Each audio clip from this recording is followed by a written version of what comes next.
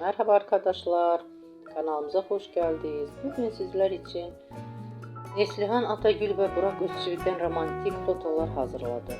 Burak Özçivit Karaser'de Kurumuş Osman ve Çalı Kuşu dizisinde rol almış, herkes tarafından beğenilmiştir.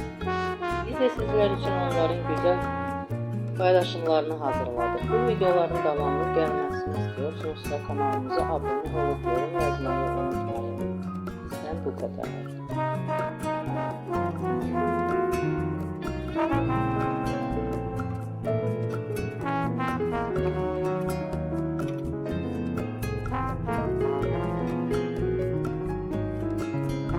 Thank you.